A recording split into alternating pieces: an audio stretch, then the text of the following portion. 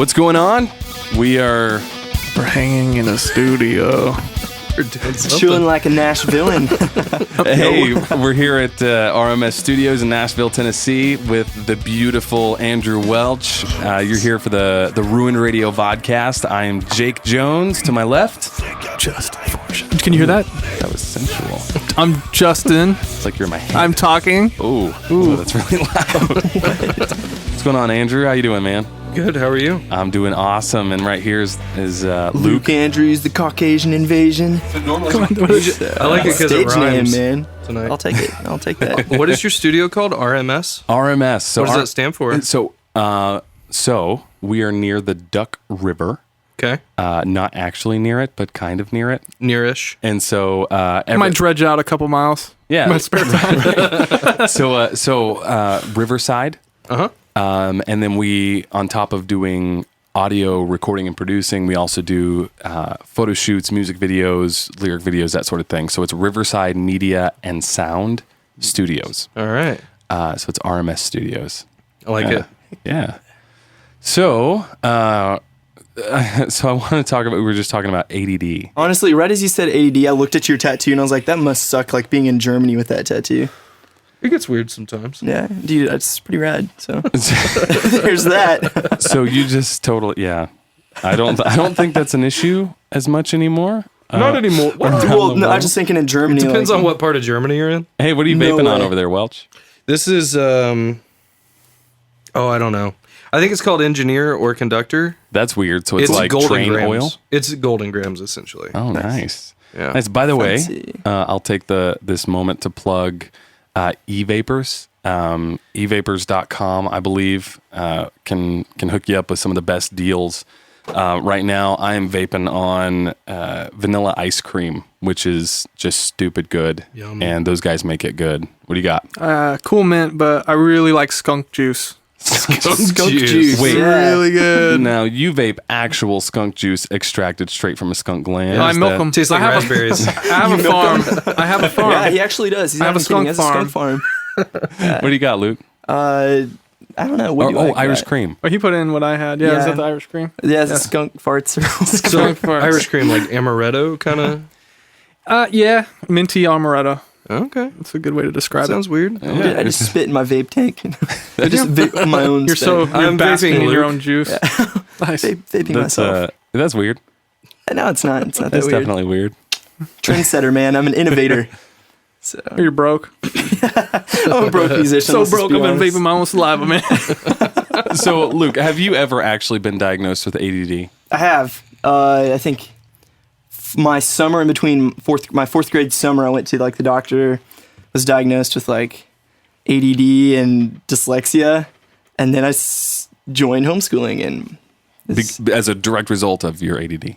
yeah, and it was public school was just like really really fun, but maybe I was probably having like a little bit too much fun in public school. Were your grades dropping? I don't even remember what grades I had, but You were too busy running around the classroom. yeah, it was great. So then just switched to homeschooling and That's awesome. yeah, it's So were you homeschooled from that point on? no, it was off and on, but definitely homeschooling was the best decision ever because that I was able to tour and just get classes really done, and then wait till like 3:30 till my friends are out of school and then just go hang out with your friends. So That's awesome. it was the So- best thing ever because I was able to not do schoolwork. Exactly, that's 100%. My mom just passed me. My That's If you wash the dishes tonight, I'll give you extra credit. Oh, wait a minute. extracurricular. My wife and her sister were homeschooled. Their parents were evangelists their entire lives. My wife and her sister's entire lives. So they had to homeschool because they were gone for weeks at a time. Oh, Sometimes. And it's so funny because like when I was a kid, I super wanted to be homeschooled because I just assumed like I'll just course, wake up yeah. at noon. Yeah, I'll motor through these workbooks or whatever, and then I'll be done by like 2:00. But my wife and her sister, that was not their situation. Oh, like man. they would have to wake up at like 7:00, Of course. start school at 8, go to like, whenever they were done with that day's assignments. And it's just so funny because it's not at all what I thought homeschool was like. And now that I know that it was the same as my school, essentially, I'm like, yeah, that sounds awful. Because then you got to Only be you're just- like you're cooped up. You're at home trapped the at whole home, time. no friends. Yeah, exactly. It's kind of a they were waiting lucky game, yeah. because I know like a Totally. lot of homeschool people. No offense to anybody that was homeschooled, but we've all met the homeschoolers that were like homeschoolers, like Mate, super did you- socially awkward. Luke, did you ever sew your own clothes? I did actually. No. No, My I don't- grandma got me like a home ec class, and we just like make spaghetti together. So I don't know why that's like a homeschool like joke. I mean, They sew their own clothes. yeah. I've never heard that specifically. I think what it is not to interrupt, but like whatever your parents are, it's like you're really like if you have weird parents and you're homeschooled, you're going to become your parents. If you have really rad, awesome parents, you're going to become a really rad, awesome person. well, and people homeschool for all different reasons. Like Right. I've come across the stories of, oh yeah, we homeschool because the public schools are trying to poison your children's mind and turn them all into atheists. and that breeds weird kids. And I will say, like, I don't necessarily agree with some of the weird, like, laws, like things they have to teach in public school. But at the same time, I also think it's healthy to learn things. I mean, I think it's healthy to know about evolution and to Right. know about Darwinism and to know about, kind of the godless, like theology. I grew up in public school. I actually didn't know this until recently, but my mom told me that I've been diagnosed as having attention deficit disorder, and I didn't know that most of my life, but it makes total sense. But my Yeah. mom was just kind of like, yeah, okay, whatever. And I think most musicians are. it's like, true. won't be It's an true. issue. Yeah. So I went to public school. Oh, I did terrible. Oh, my grades bombed because I couldn't pay attention long enough to care. Like, I would look at the homework and be like, we learned this? I don't remember learning this. So I wound up moving to New Mexico to be with my dad and stepmom, who my stepmom was a teacher at a private Christian school. And so having, I graduated one of 6. So having that super close one-on-one kind of academics really helped me. But I grew up going to a private Christian school, and I grew up in church, and I went to youth group, and I went to, every Wednesday night, Sunday morning, all the Friday night youth events and all that sort of thing. I learned about life from that perspective, and I became an adult and started realizing that, wait a minute, people believe other things. And not only do they believe other things, but I mean, some of these things, if you really don't put a whole lot of thought into it, just kind of make a lot of sense. And it really, it forced me, and the word I'm going to use is doubt. Like it forced me to doubt Christianity, but I think in a really healthy way, and in a way where I had to stop and say, okay, wait a minute. I love God. I love Jesus. I love the Bible. I love what it has to say. And I love the actual physical evidence in my life as I've seen it manifest itself. And so I believe it with my whole heart, not simply because of the evidence, but also because of the evidence. And I was really forced to have to search for myself. Why do I believe in God? Why do I think, why do I truly believe this is true? Why am I willing to defend this? Because, you go into your adult life, you have friends that believe all kinds of things, believe in maybe different religions, or, I have friends that are really, really staunch atheists and defend their point of view to the death. And we're actually friends. We talk and stuff, but they are really hardcore. Like, yeah, there's definitely no God. And so I had to stop and say, wait a minute, if I'm going to try to defend this, I really better know what I'm talking about. Yeah. I need to know why I'm defending this, or why I feel a compulsion to defend this. Yeah, exactly. Yeah, I think it's a good thing, and I know for a fact that every believer definitely should have their own reason. Too many times my answer to, well, so why this or why that was like, oh, well, my pastor said, or, oh, I read in this one book that this guy, that's not a good answer. People That's don't why wanna he hear that. believes that. What do you believe? Exactly. Yeah. And so it's been, and I think your entire life is that journey. You never learn it all. You'll never figure it all out. And so I think sometimes what happens is people go to college and they kind of hit this point in their life where they're like, oh, wait, this atheism stuff really makes sense. And all I really know about the Bible or Jesus or the gospel or the, whatever is what I've been told by another person. But now I'm here in class and this guy's showing me proof or evidence or whatever that really this is how it is. And it's really easy to kind of be like, oh yeah, okay, well that's crap. All that stuff I learned in church or whatever is not true. But if you don't take the time to really to research it just as much as those guys research, their beliefs, it's you're kind of in a tough spot. Yeah. Have you heard of or read the book The Language of God? I haven't. I just recently, has either of you read Have it? not. No. Okay. not. Sounds good. Who's the author? Francis Collins, I believe. I know his last name is Collins. I think his first name is Francis. Micah, that I used to be in Disciple with, we just had, like, the other night, we had, like, a 3-hour, like, what does it all mean? We love having those conversations, but like a deep, long, convoluted, philosophical conversation. And he just read that book and he recommended it to me. I need to get a hold of it, but it's called The Language of God. And I believe his first name is Francis, but his last name is Collins. And he was like the lead scientist in the Human Genome Project. Oh, wow. Oh, okay. Yeah. Yeah. I know what you're talking about now. And so I can't speak to it because I haven't read it yet, but essentially it's his story of going from being a pretty staunch atheist, scientific-minded dude to going through the Human Genome Project and, going from being a staunch atheist to then being open to the idea of there being a creator, and then a dude that thinks, okay, there's probably a God and he did all of this, and then to being like a full-blown fundamental Christian. And I'm really interested to read it because that seems fascinating to me, because I know I've read, tons of books by other scientists that have gone the opposite direction, where they start out as, I grew up in a Christian home.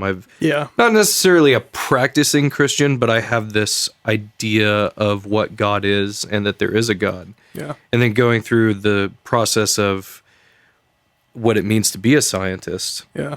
And deciding, well, based on these things, clearly there's no God. But I've never really heard of somebody going the opposite direction. You don't really know hear what I mean? The opposite of that. Yeah, and I think it would just be interesting to read. Like I said, I can't really talk about it because I haven't read it. I went to the library yesterday to try and find it because I still go to the library because they're free. And but they didn't have it. There was a library like 10 miles away that had it, and I was like, that's really far. That's far. Like, It's a long way to walk. I've already driven far to are the you willing to go library. for knowledge, man? Exactly. Not very far, Not it turns far out. Wiki 10 miles is my limit. That's a summary of that book. Yeah. That's Maybe awesome. there's an audiobook on YouTube. I don't know. Yeah. on YouTube, not even on not even like where I pay for it. I'm like, not going to pay $2 for an audiobook. That's ridiculous. No, man, that's a great point. And I even being in a band, touring all around, you meet all kinds. And what's cool about your band, 1,000 Foot Crutch, and then being able to tour with We As Human, is that we play a lot for awesome believers, Christian people. We play on Christian radio, but then also being able to play the mainstream general market. We get to play in bars and clubs and places that unfortunately I think a lot of Christians don't want to go, or they're afraid to go. They're I've even heard it said before, oh yeah, leading sheep into the wolves' den, that sort of thing. Mm-hmm. But you get to rub shoulders with a lot of non-believers. And and a lot of people, by non-believer I just mean people that don't believe in Jesus and would not call themselves Christians. And so that really, that even challenges you. And what's cool is, I see a lot of kind of the hate gospel the believe in Jesus because Turn or burn, baby. yeah, turn or burn, yeah. Turn or burn. Yeah, Turn and or it's- burn, and baby. it's- Hezekiah 4:19. Yeah, yeah, and but too often it's kind of that thing, and it's like, wait a minute, there are a lot of really sweet, wonderful, amazing people that don't believe in God, and it's our calling to love those people. And if we look at Jesus as an example, I mean, we hang out with those people. We have dinner with those people. In fact, the Bible even says the worst kind of person is the person who says, "Oh yeah, I'm a Christian," but then does not live that life, does not live what the Bible says a Christian should be in love, loving others more than they love themselves, and that sort of thing. The Pharisee, man. That's what the Bible says.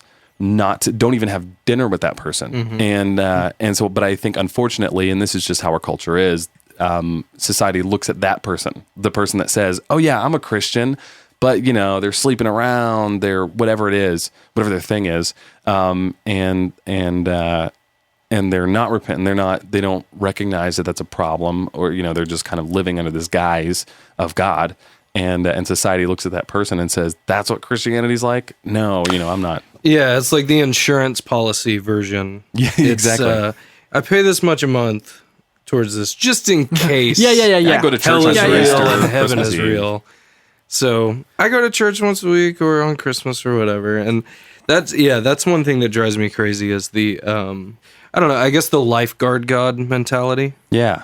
Look, I'm going to go over here and I'm going to swim in this ocean infested with sharks. Because I know that Jesus is hanging out on this really tall chair. And he's ready to jump in and save me whenever. He's got his little red whenever thing, I get myself in trouble.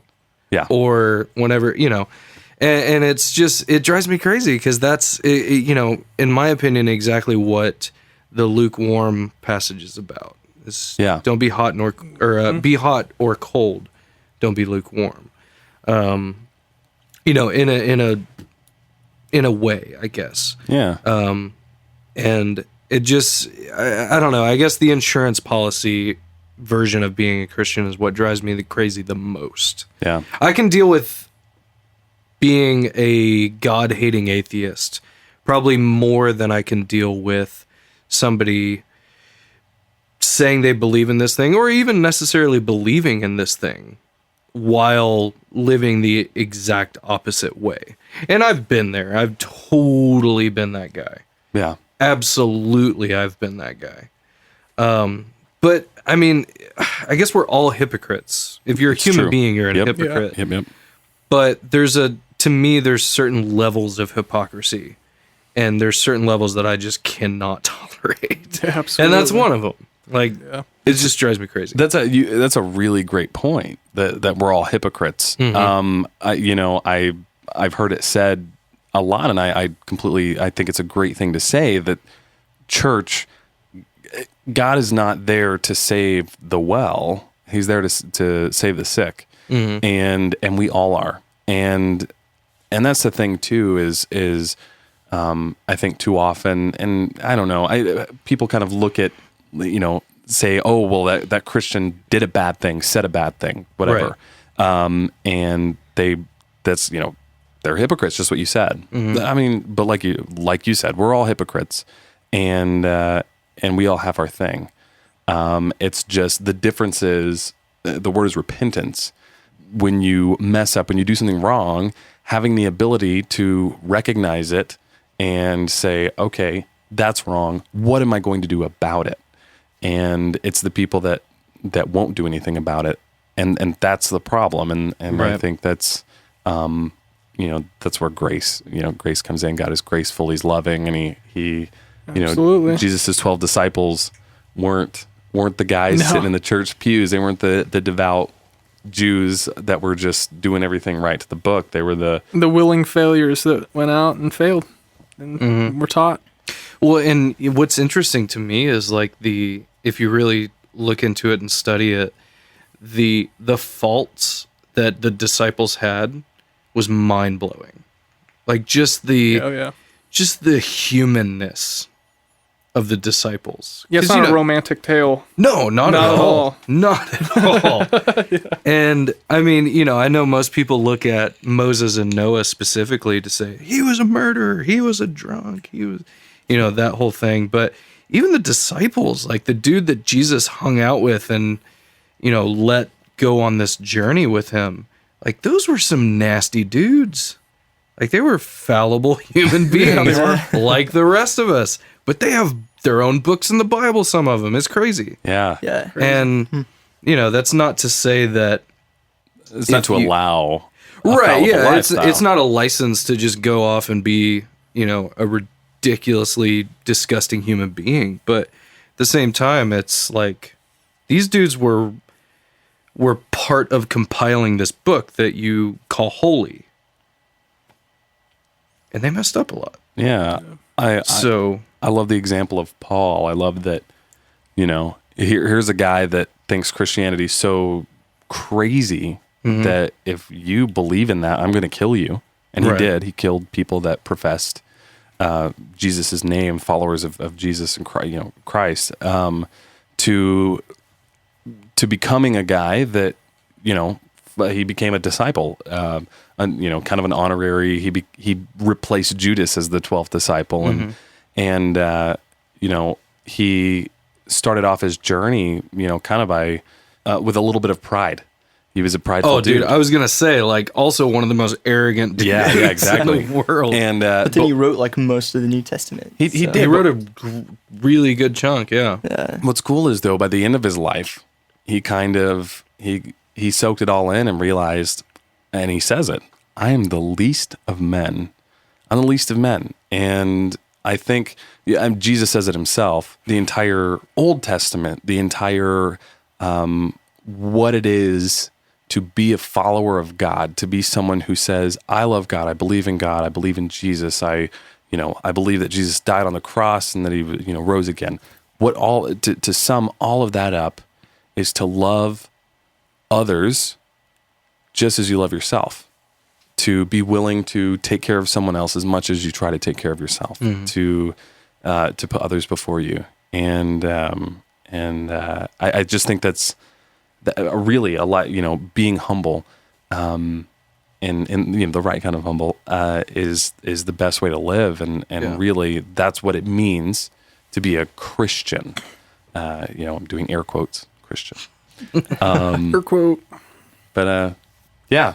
Good talk, man. Anyway. So yeah, ADD. You brought it all And there back. we are. That's There it is. That was I think ADD we're all right Just there. like a musician. So yeah, music. Let's talk about music. Let's talk about the industry. If we We're talking about must, some pet yeah. peeves. Metallica. What are some of your pet peeves in the industry? Things that you've in the that industry you've seen specifically. from people, musicians. Oh man, You seem like a pet peeve kind of guy. Yeah, you got I'm a some- pet peeve yeah. kind of guy. I Yeah. get irritated.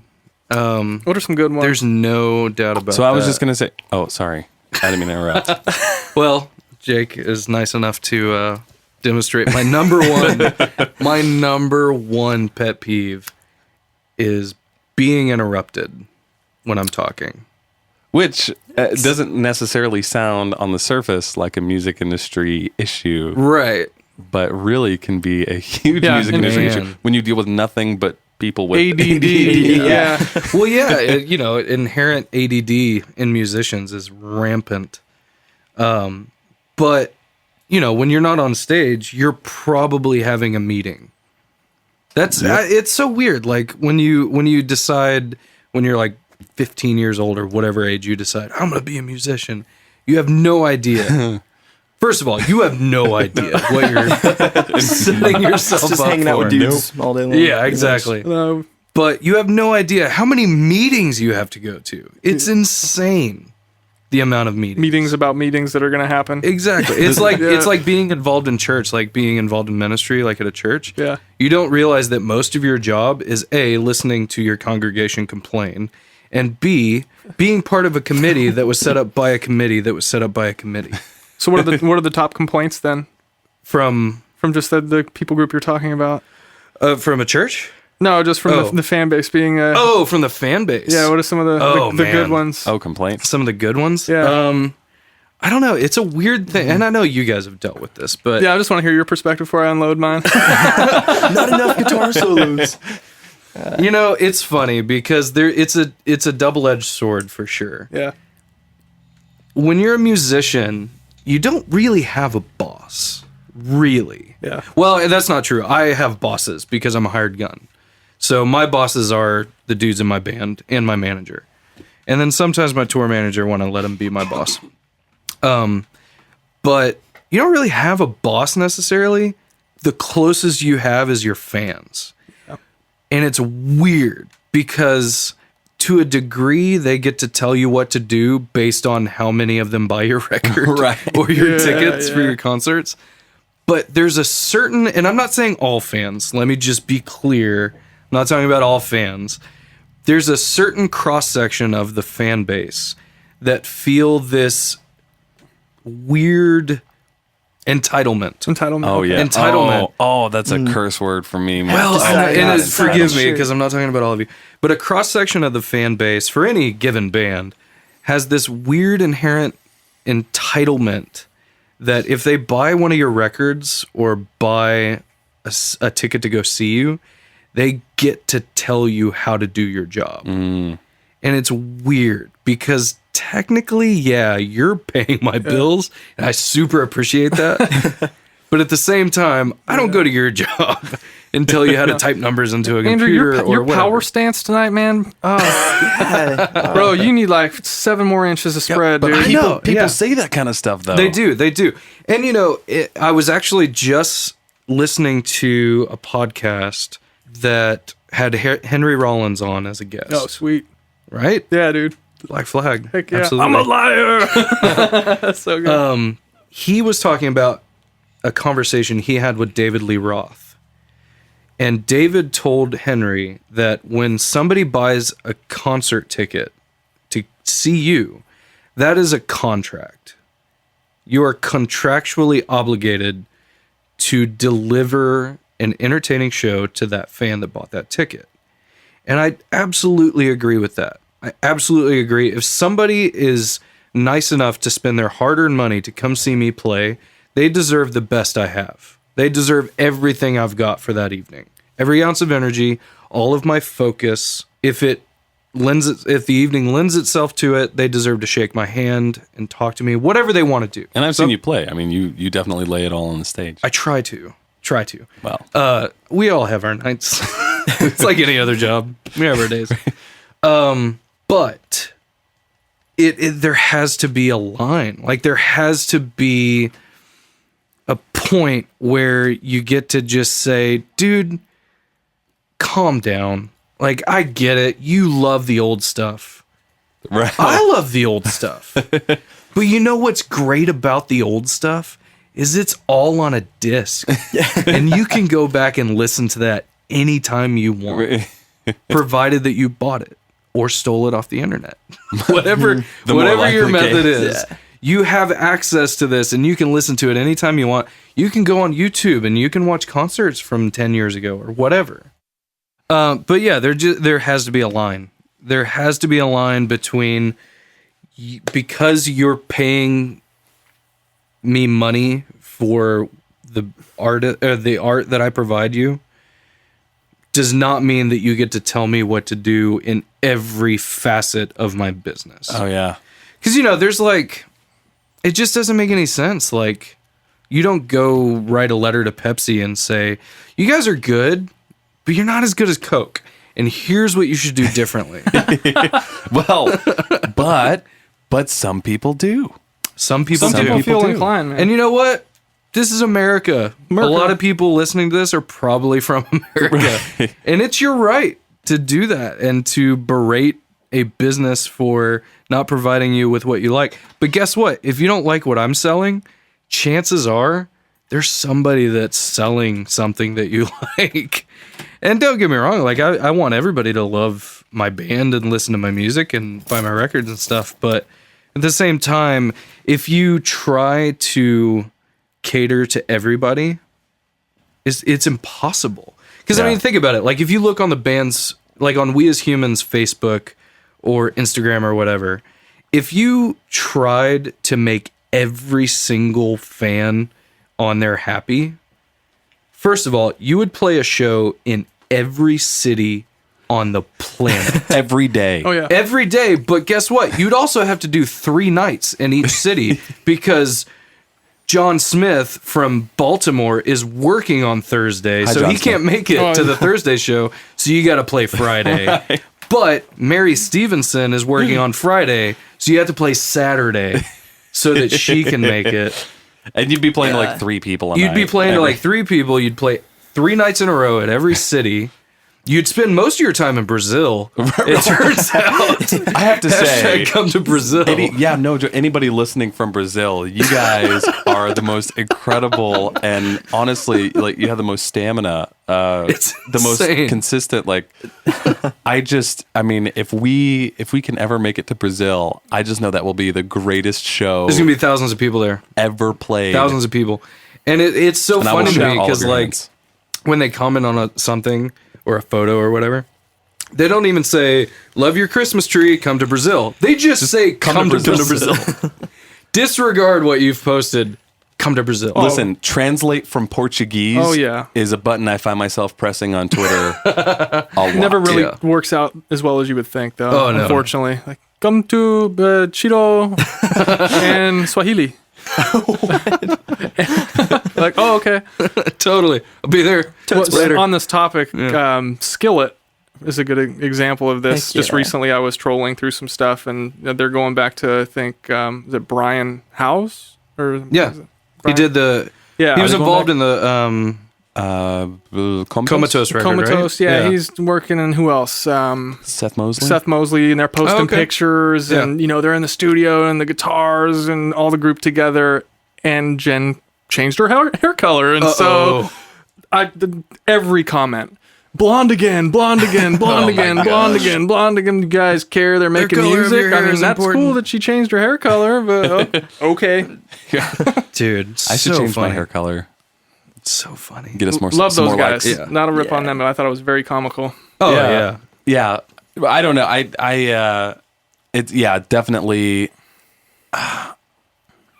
It used to bother me when we first started touring, and I would post something. I don't know. I would like spend a lot of time maybe editing a picture or really put a lot of thought into a post. Hey, listen, you guys tonight were amazing, and whatever it was, and I would say 10% of the comments were great show, awesome to see you, love that song, whatever, and then 90% of them were come to Baltimore. Yeah. When are you guys playing in Utah? Dude, we again? were there 2 weeks ago. Oh, I couldn't make it. That sucks. Maybe I'm so sorry. Maybe this is like a digital form of ADHD and Tourette's, all yeah. tied into one. Just like yeah. random shouting. Hey, come here. Yeah. There's a friend of mine who her name is Lanie Conway. Shout out to Lanie. Do you guys know Oh, Lanie? yeah. Oh, Okay, yeah. Lanie Laney, you know how many Laney Lanie faces face. I've made in my Yep. career? Lanie face. Shout out to Lanie. She always brings me The donut. Hormel Oh. bacon. Oh, Oh, okay. and the Amish donuts. Dude, the crack Amish donuts, donut every holes? time. AKA the crack How do I donuts. not? I don't know even Laney? Bro. I don't even know. Sometimes I don't know that Lanie's going to be there till the donuts show up in the green room. Yep. And it's like, oh, Lanie's Laney's here. here. Dude, those donut holes are ridiculous. Talk about They're from this sexual Amish bakery Okay. in northern Indiana, I believe, and they're like these cinnamon. Wait, please tell me Brown Laney's sugar? like an Amish lady, right? No. No, not Oh, at all. bummer. No, she's just super cool. Lainey, I brings hope you're us listening, donuts. and I hope you think that's hilarious. Oh, I'm sure she will. Amish Lainey, go ahead. Yeah, but it's so funny. So when I was in Disciple, like towards the end, she became the leader of our street team. And it was so awesome to watch her just berate people Say all on the social things media. you wish you could Because say. I'm not saying I necessarily wanted to berate people, but it was like, dude, we were just in your city 2 weeks ago. I'm sorry that I didn't send you a personal email telling you that we were going to be there. Wait, you didn't? I'm sorry. I know that's apparently part of my job as the guitar player, but I'm sorry you didn't know we were going to be there. That sucks. Catch you next time. But so we would just watch Lanie just start not berating people, but definitely letting them know that you should have been paying attention if you really wanted to see the band. Right. And just like they played an hour from you 2 weeks ago. Why weren't you there? Because that's a long drive. You're not. They drove 20 hours to go play that show. You're not willing to drive an hour to go see them. Otherwise, you're gonna have to wait for 9 months for them to come back in town. That's definitely a thing. Like, not only did you drive 20 hours, you loaded up thousands of dollars of equipment. You paid incredible amounts of money for a bus, plus an incredible crew that went with you. You spent hours setting it up. I mean, you know, the show's setup starts in the morning. Yeah. I had to leave my wife for 2 days to play an hour in this city. Yeah. Yeah. Like that. Oh, that man. Yeah. That's funny. We're gonna come across as cynical a little bit. I'm sure we will come across as cynical. I'm looking forward to some of those haters, though. I love that. Yeah. I love it. And to be brutally honest, I used to be really cynical about this type of stuff. Yeah. Now I find it funny. Yeah, it's funny. Like, I think it's pretty hilarious how absurd certain people can be. And I'm obviously embellishing. Like, we wouldn't have to play 3 nights in every city on the planet. That's obviously an exaggeration, but a slight 3 exaggeration. nights in most cities. 3 nights on the in most planet. cities.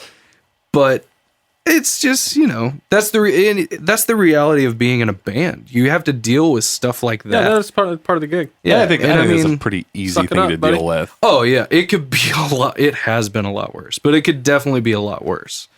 Like, but that's one thing about fans and aspiring musicians that they don't really put much thought into. Just because, why would you think about this? Yeah. But being in a band is not unlike other jobs. It's very much like other jobs. You have your good and you have your bad. It's just the way it is. Yeah. Now, for the aspiring musician, they're probably sitting there thinking, how are you going to complain about stuff like that? Like, you get to do the thing that I want to do. Yeah. Fair enough. And don't get me wrong, there's nothing else I'd rather do. I love playing music, and I don't take it for granted. I am thankful every single day that I get to literally play guitar for a living. It's crazy and mind-blowing that I get to play guitar for a living.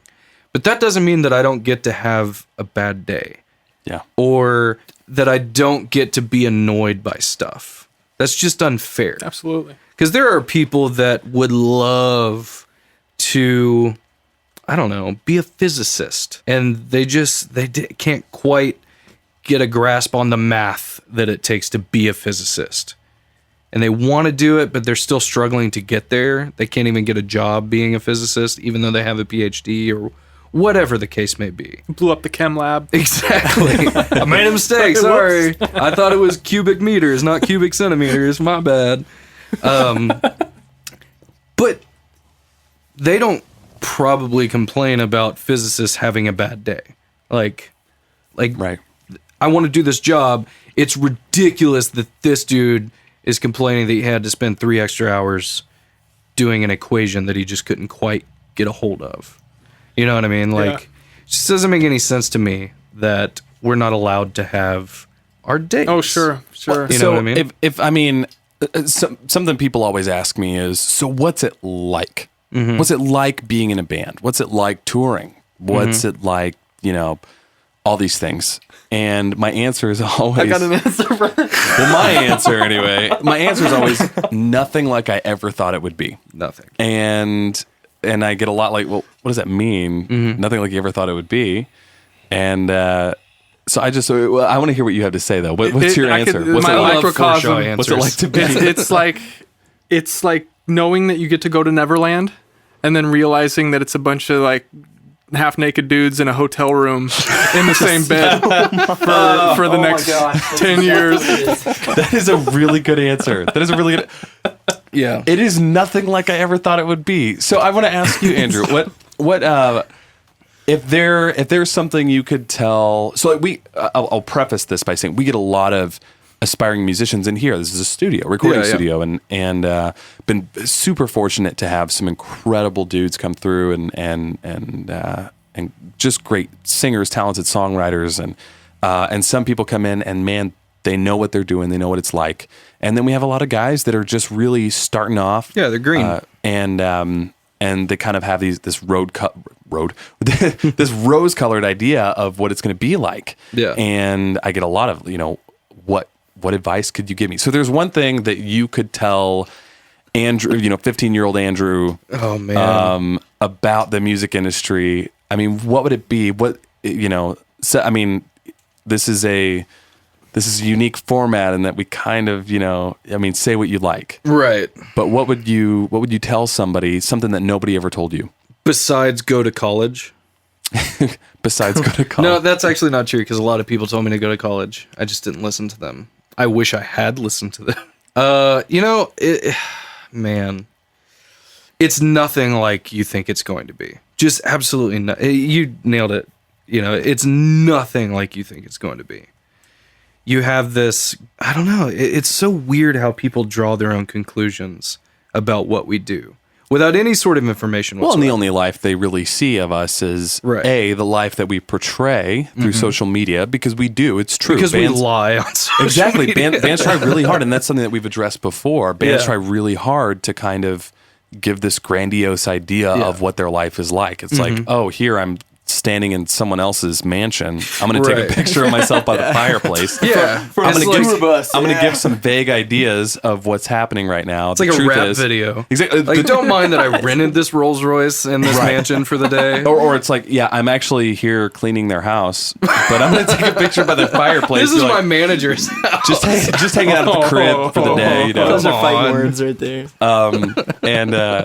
Yeah, like that's so. I mean, that's just so what it's like. You try so hard to kind of put up a facade, Right, that yeah. you're everything's awesome. You have this and false bravado. So I think that's why people get that idea. They see you on stage. Yeah. I mean, stages are like 40 feet high now. People Yeah. are looking up at you, and you're up there rocking your cool pose and your head banging, and they just see the pictures of the reflection in the tour band or the tour. Oh, and the hubcap. bus hubcap. What a Joey West. staple. That's such a weird staple photo. and that kind of thing, or you happen to go to a beautiful place, but what they Right. don't see is like you're in a stinky, sweaty little bunk. Right. Nights in, All night. 3 a.m., pizza, Oh, yeah.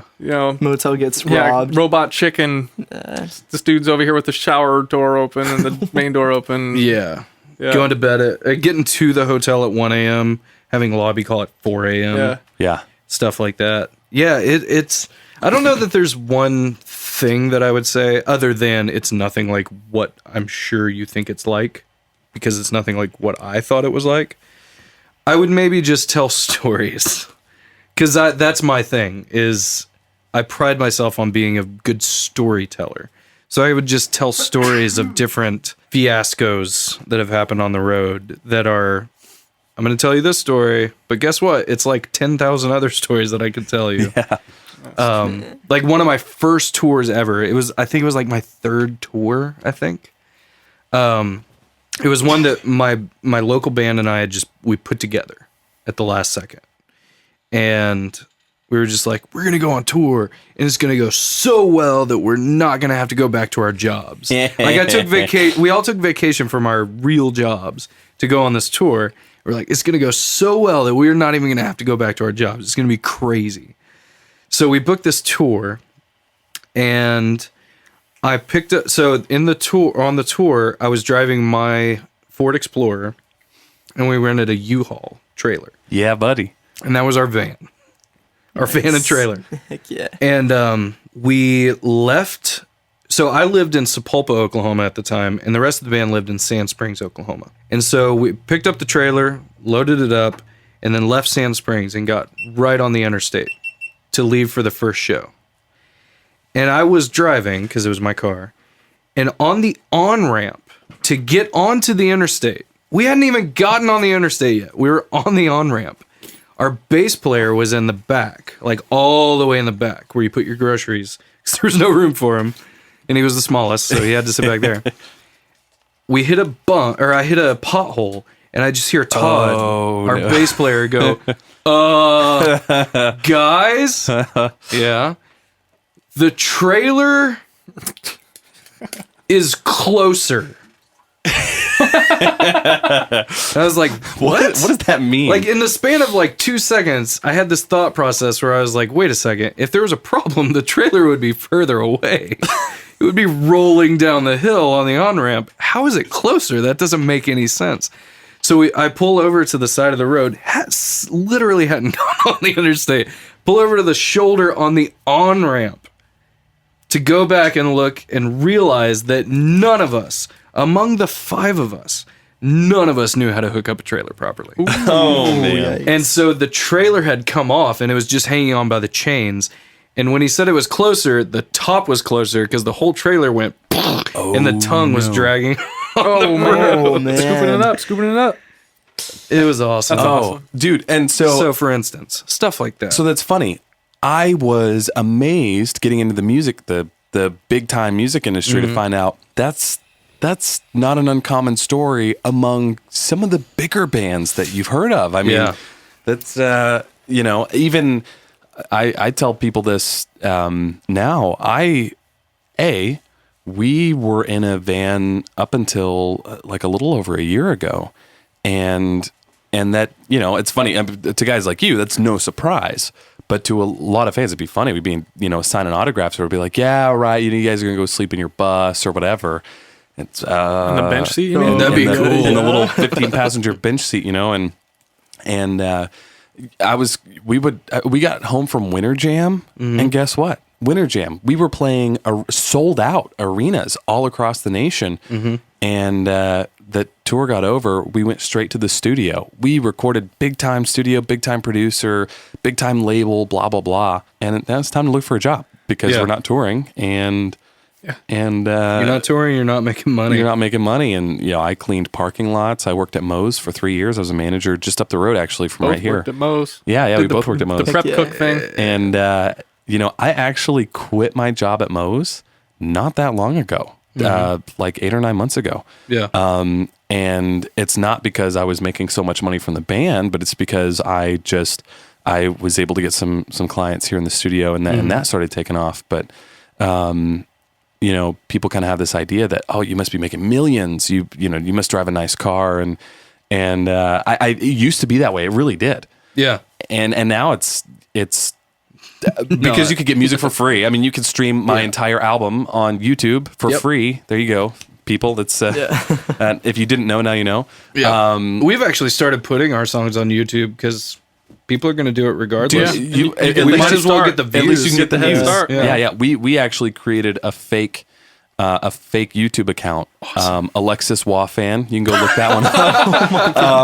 I think for We Fall Apart, it's got the highest number of views because we were like, well, shoot, these people are putting up lyric videos. Yeah. Some of them are awesome, but some of them are really, really bad. And some of them get the lyrics wrong. At least, exactly. I do all the time. Magical and tragical. That's not the lyrics. It's magical and tragic. All the ways we break our hearts. But anyway, I digress.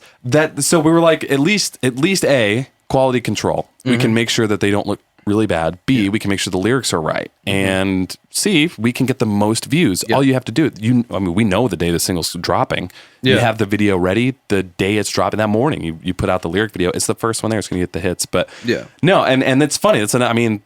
That's not an uncommon thing to do, and every band, needs help. That's why we need fans, and we need people to buy the record, and we need people to, of course, I can't tell, even people that, they kind of reach that point that in our acquaintanceship where they kind of feel like maybe they're becoming close buds or whatever, where they'll tell us here in the studio, like, I always steal the album, and then if I like it, I buy it. You don't realize that you're keeping so many people at their job at Walmart. These you want to know why your band hasn't come out your favorite band hasn't come out with a new album in 3 years, or why they're not touring to come see you, why they're not playing in all these cities, and it's because you're not buying their music, and so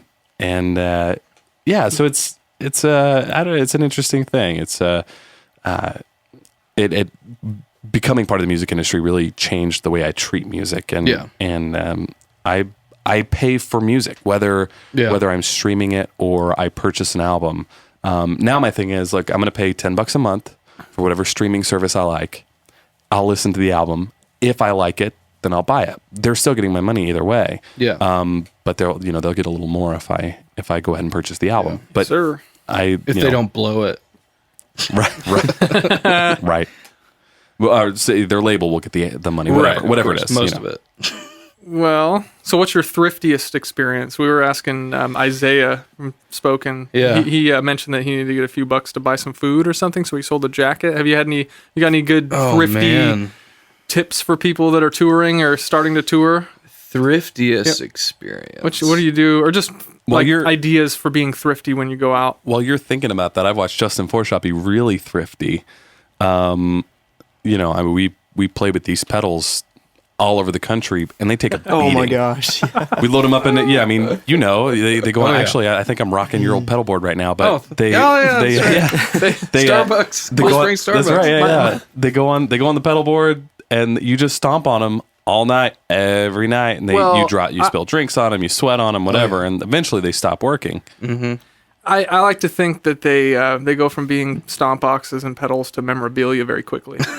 People will buy it. I don't usually sell something that's just broken. I'll sell stuff that's been used that I know that or maybe I'm just not stoked on what my amp is doing with something, and I'll put it up. And there's musicians that'll buy it. I don't like fair price stuff, but it's a good way to be able to upgrade real quick. If you stop at Guitar Center, make a little bit of cash from the night before, pay an electric bill. Get a new delay unit instead of the other one that was kind of cutting out on you. Yeah. But that's my thrifty thing. What's your thrifty thing? Is selling me your pedal board at the Starbucks. That's basically what it is there's been countless times where I'm on tour and I will decide, you know what? I no longer need this piece of gear. So I will post it on Craigslist in every city that we're going to.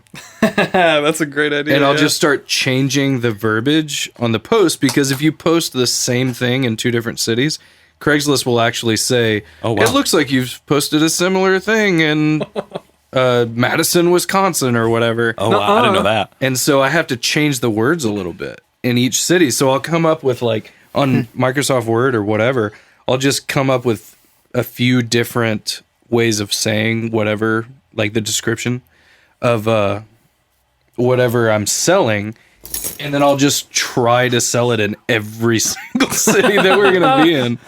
And it's worked. Like, it totally works. Like, at some point somebody's gonna be like, "Yeah, I totally need that thing." Do you have them roll up to the bus? Usually I'll have them roll up to the bus and I'll give them like, "Hey man, if you'll give me like what I'm asking, I'll get you a ticket in to the show." That's cool. Heck yeah. And stuff like that. And one other thing I've done is I'll trade. I love trading on Craigslist. You get some good stuff. Yeah, exactly. Just for fun, usually. Yeah. But I'll trade on Craigslist, and I'll get them to come down on their, like, "Well, my thing is worth so much more than yours.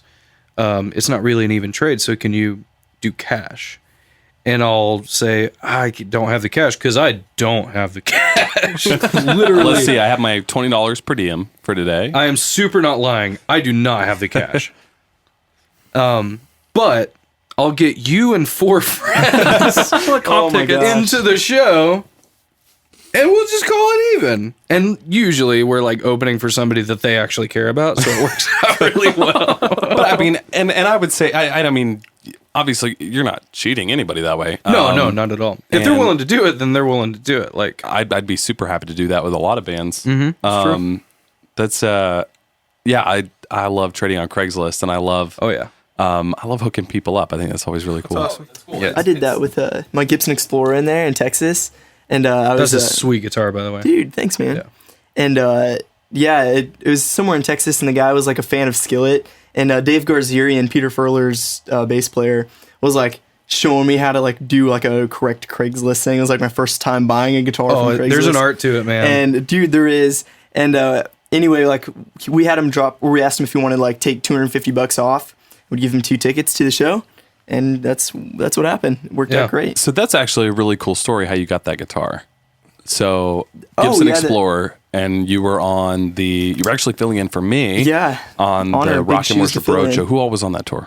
I think Skillet third day, Mandisa, Brandon Heath, us, probably a couple of We ones. assume, yeah. So how did you get that guitar? Yeah, everybody kind of knew that I was friends with everybody, and everybody kind of knew that I was looking for a new instrument because I was just using your instruments, which are great. They're incredible. Paul Reed Smith, shameless plug. Yeah, Paul Reed Smiths are great. But I really I'm a huge hair metal fan, so I was like, man, I just want like a Gibson Explorer. And everybody, and I had nowhere close to the right enough money that I needed.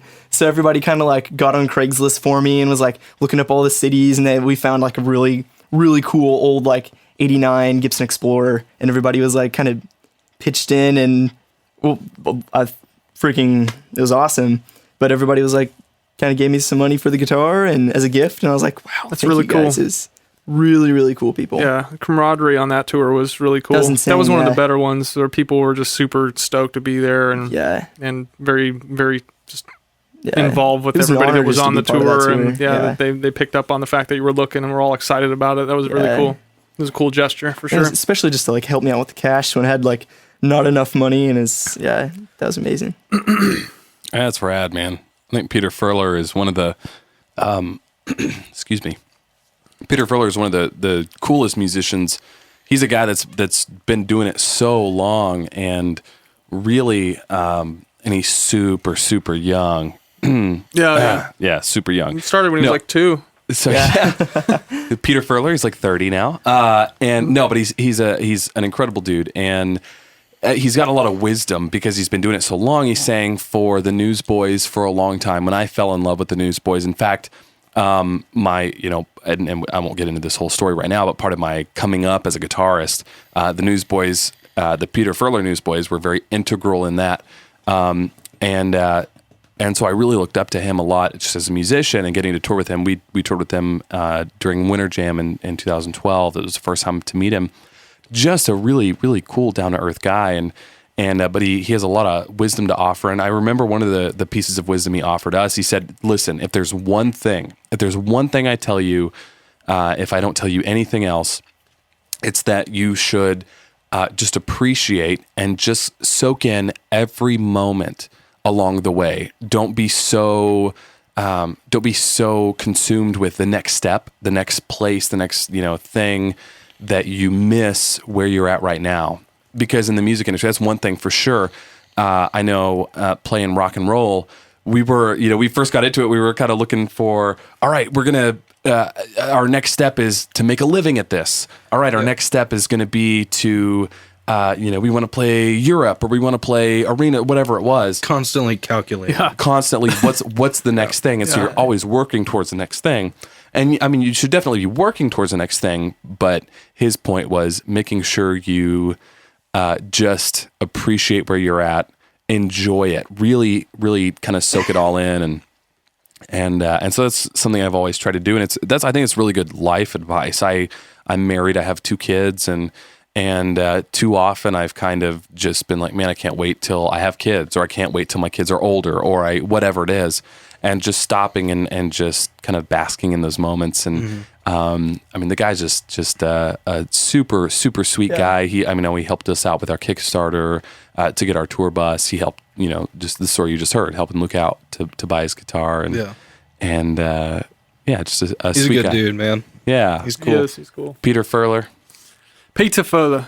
from Australia. No, New Zealand is it? No, I think it's Australia. He'd be mad at me if I said that. That's Phil right. Joel's from New Zealand. That's right. Yeah. Phil's the Kiwi. Paul, it was Paul from Australia too? Paul Coleman? Man, I don't know. I don't know Paul Coleman. Other than he played guitar for him for a long time. Oh, really? Yeah. That was before we met Dude, him. that guy. That's a cool dude, man. Really? If you ever get a chance to just sit down with Paul Coleman, Paul Coleman, gonna if you're get him in listening, here. we want to have you in here. We want to chat. that's a good dude, man. Great conversationalist. Oh, that's awesome, man. You don't have to say much, but you're gonna glean a lot. I think it's great. One point I just want to talk about is the talking about the music industry. Mm-hmm. One thing I noticed, you hear stories or probably movies more than anything else, movies and TV shows. You kind of have this idea of the elite, the most successful people in the music industry, as kind of being jerks, right. kind of having a big head and being high maintenance. And I don't know anything about Hollywood. I don't know what actors and actresses are like, but I do know that in the music industry, the the bigger the musician, the more successful they've been, typically the nicer they are. I mean, and even you can just look at a musician who's just starting off. If they're someone that's a cool hang, if there's somebody that you like, somebody that's easy to talk to, those are the guys that are going to make it. And sitting down with the higher ups at the record labels and the especially musicians though, the guys that are really making it huge, they're the guys that are able to sit down and have a conversation with anybody. And I know that when we first toured with you, Andrew, you were playing for Disciple, and that was really our first big tour. That was 2011, and we played the Skillet tour. Yeah, it was Skillet. It was the Awaken Alive tour. And just one thing we noticed that we didn't really expect was everybody on that tour were just really cool, nice people. Yeah. And we got to ride on your tour bus and leave our shoes everywhere. And I think even make everybody mad. I think Kevin actually even had to have a little talking to with us. But all you guys and the Skillet guys were all just really nice. And the truth of the matter is, these guys that are wanting record deals, that are wanting management and booking agencies to take a look at them. They're just people, and people want to work with people that are easy to get along with. Oh yeah. And I think sometimes musicians try to put up a front and try to be a little difficult to work with because they want what they want. And I think it's important to know what you want and to try to get what you want. But at the same time, you still have to be somebody that's easy to get along with, adaptable, and just a cool hang. And that was one of the most surprising things for me was like, oh my gosh, you are a mega star and you're one of the coolest people ever. In fact, right before this vodcast, I got a call from Brad Arnold. He's going to be a guest next week on the vodcast, and Brad Arnold sings for the band Three Doors Down. And those guys are huge. I mean, everybody knows Three Doors Down. They're definitely a household name. And I was just texting Chris, the guitar player, Chris Henderson, a couple weeks ago, and nicest dude in the world. And these guys, they're the guys that'll invite you over for dinner. And I have to be honest, I don't know Brad or Chris that well. I'll text them I'm a Dallas Cowboys fan, and Cowboys played the Saints a few weeks ago, and I know Chris and you actually both are huge Saints fans, and Saints beat the Cowboys. Surprisingly, everybody's beating the Cowboys. Everybody's beating the Cowboys. It's a bad year for the boys, but so I was kind of texting her in that game. But I mean, these are the guys. That's it. They're just nice people. Yeah. And the guys that'll invite you over to shoot guns with them or hang out to talk guitar, or just whatever. Yeah. I was actually just thinking about this the other day, and I was thinking about you hear stories sometimes of big stars being super rude to their fans or being impossible to work with on movie sets or in the studio or whatever. And then you hear stories about people being big stars being especially nice to their fans or especially easy to work with or whatever. And it makes me wonder, the people that are easy to work with and the people that have a reputation of being super nice, are they super, super nice, or are they just civil? Yeah. Are they act like normal people? They're just normal. Yeah. And it just goes so, that's such an unusual thing in that world of being that huge of a star that it actually seems like a bigger deal than it is. I've heard Dave Grohl is a super nice dude. I've met him once and he was nice to me, but he wasn't come on my bus and let's hang out and whatever. The fact that you've met Dave Grohl, I just want to touch you. Well, to be fair, it's because I waited in the freezing cold for 2 hours. It's worth it. Oh yeah, it was amazing. But he was a nice guy, but he wasn't, overly nice. He wasn't any nicer to me than you guys are. And so it makes me wonder, are those stars that have a reputation of being super nice, are they super nice? Or are they just normal people that treat people like you should? You're probably right. I think that's a really good point. Dave, and I think a lot of it is we have this idea that he's, we'll use Dave Grohl as an example. Dave could treat me like dirt, and that would be 100% acceptable. He was in Nirvana, dude. Of course he treated me like crap. The fact that he treats me just like one of my bros Right. would speaks volumes.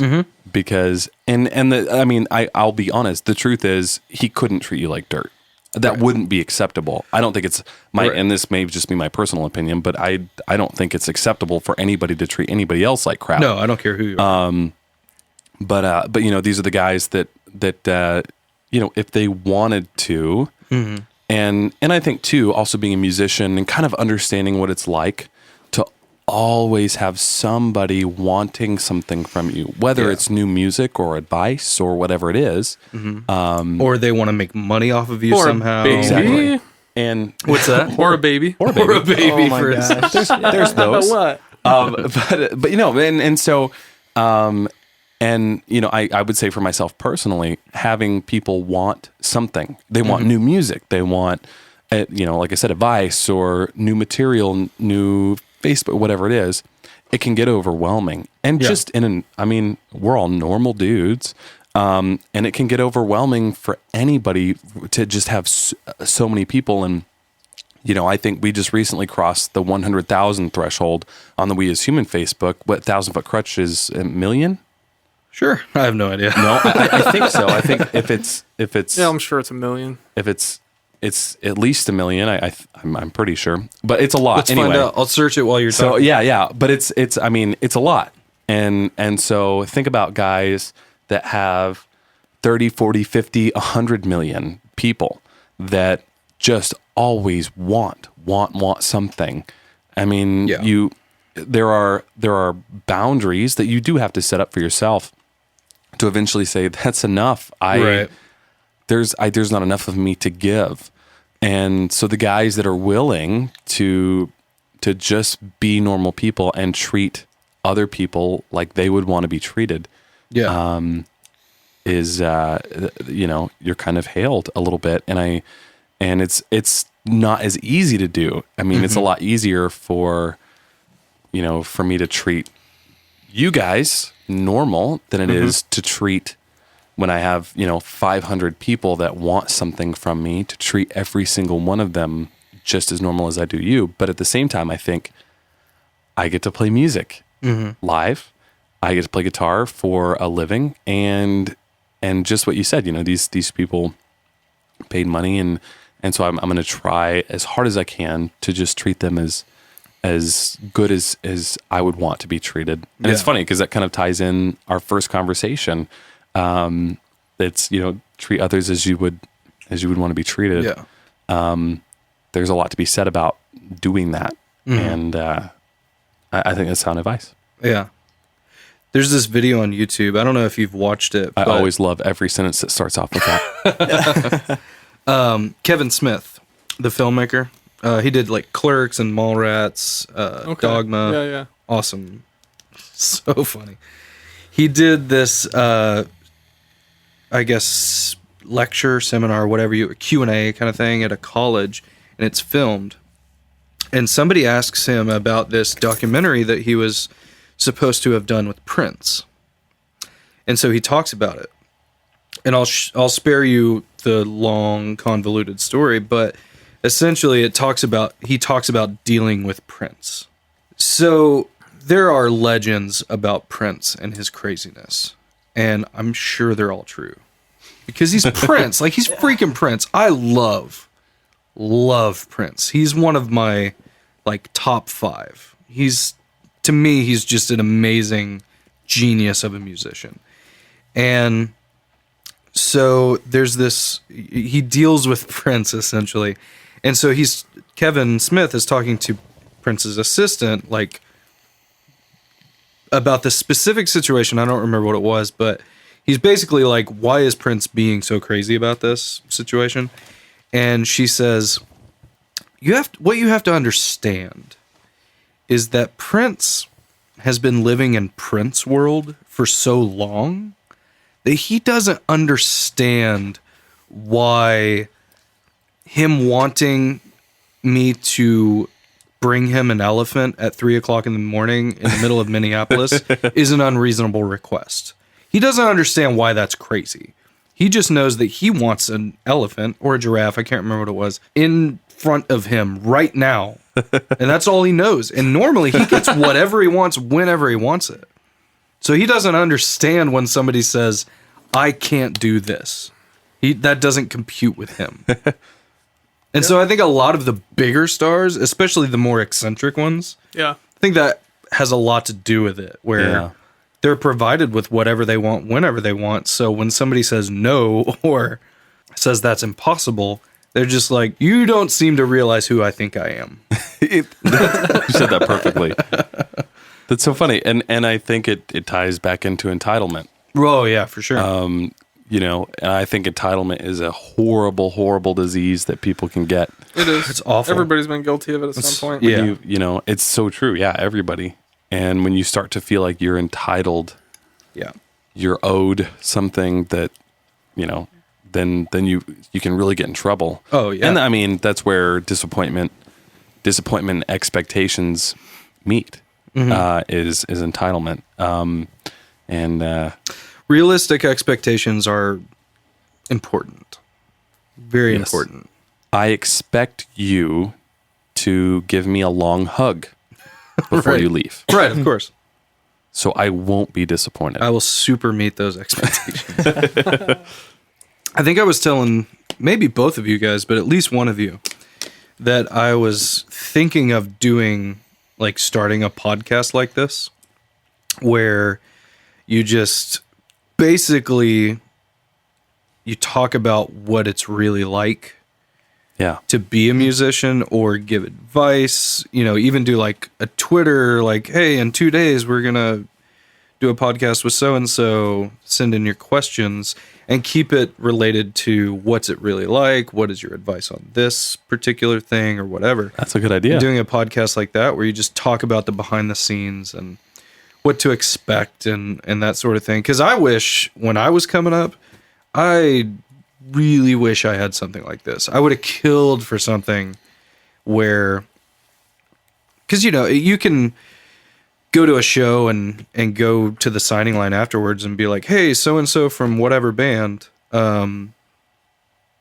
have some questions about what you do, and you'll get a polite That's good. answer A polite for your answer, yeah. you'll get the polite answer, and you'll get 5-10 minutes, whatever, of a conversation out of this guy or gal, and get some of your questions kind of answered. But then, you get rushed through the line because there's people behind you. So you don't really get to sit down and have a real heart-to-heart conversation. And I was fortunate to have made friends with a couple of the local bigger bands in Tulsa where I was coming up, and got some insights, got to have some real heart-to-heart conversations and stuff. But it just would have been awesome to be like, look, dude, I want to do this for a living. I feel like I'm wired to do this, and I feel like I have no other option. I have to do this. So I'm not asking for you to, like, call Metallica and see if they're looking for a guitar player or anything like that. But, like, tell me something I need to know. Yeah. Like, tell me what you wish you would have been told when you were my age. And it's just awesome to be able to have that in the age of information. Like, we have everything at our fingertips these days. Indeed. This is the microwave generation. Like, everything is instant these That's days. good. That's microwave interesting. Yeah. And so to have the ability to, click on a link and listen to something, and listen to somebody that you may or may not respect, may or may not have heard of, whatever, tell you something that, whether you agree with it or not, whether you believe them or not, to know that that's coming from a place of experience is so valuable to me. Yeah. Awesome. That's good. Well, that's what we want to do. That's what this Ruined Radio podcast is all about. We call it Ruined Radio because we're kind of ruining the facade That was the idea behind it. that kind of this radio generation, which is funny I say that because I think we're the radio generation, but Right. the iTunes generation. We're should the call it serious- Ruined iTunes. Yeah. XM generation. Yes. But no, it's true. It kind of And I say ruining, and I don't think it's ruining. It's just the truth, and it's a beautiful thing. We obviously continue to do what we do because we love it and because it's worth it. But kind of stepping into it, prepared for what's ahead, can help a lot. Of course. And can change a lot of things. And there's definitely a lot of things that I had no idea, walking into this to be ready for. The what touring's like, sleeping in a van and sleeping in a bus and sleeping in hotels, being gone, being with just dudes all the time, and canceled shows, stuff like that, like just angry fans. Everybody. I think in any job you work in, you kind of deal with angry people, but when the creative element is involved, when it's something that you made, that you're not just your hands put in, but your heart is in it as well. You have a lot of skin in the game, and when people don't like it, when people are upset with you, it hurts in a really different kind of way. Oh yeah. And so, those are just the things I never really knew to think about. And there's just a lot. There's just a lot to the music industry. One thing people I don't think really think about or realize is you're the CEO, you're the CFO, you're the president. Unfortunately, the CFO. Yeah. You're the management, you're upper management, middle management, lower management. And you're the dude on the floor. You're the grunt guy. Yeah, but you're also customer service. Like you're fielding all those angry emails and phone Especially calls and whatever. Thanks to social media. Yeah, exactly. I'm sorry you feel that way. We will do everything we can to right the situation. It's just... That's what we're going to talk about. And Andrew, I look forward to having you back. And I appreciate you coming. You guys are awesome. I'm completely awesome. And humble. Obviously. And super humble. I take a ton of pride in Most my humble humility. dude in the world. I appreciate everybody listening. This is the Ruin Radio Podcast. I'm Jake Jones. Justin Forshaw. Andrew Welch. Caucasian invasion. Luke Andrews. He says real quiet. Hey, Luke Andrews. Luke Andrews. And man, I appreciate you coming. I appreciate everybody listening. And we will be back with more cool stuff, industry stuff. We're talking about everything from recording studios to live shows and everything in between, the touring life. Birds and the bees sometimes. The birds and the bees. What to expect when you're expecting. What to expect when you're expecting. And the Diaper Diaries, my favorite book. If you're having a child, please, by all means, get yourself a copy of the Diaper Diaries. Anyway, I digress. Thank everybody so much, and we'll be back soon. RMS Studios, Nashville, Tennessee. This is the Ruin Radio Podcast. Okay, bye.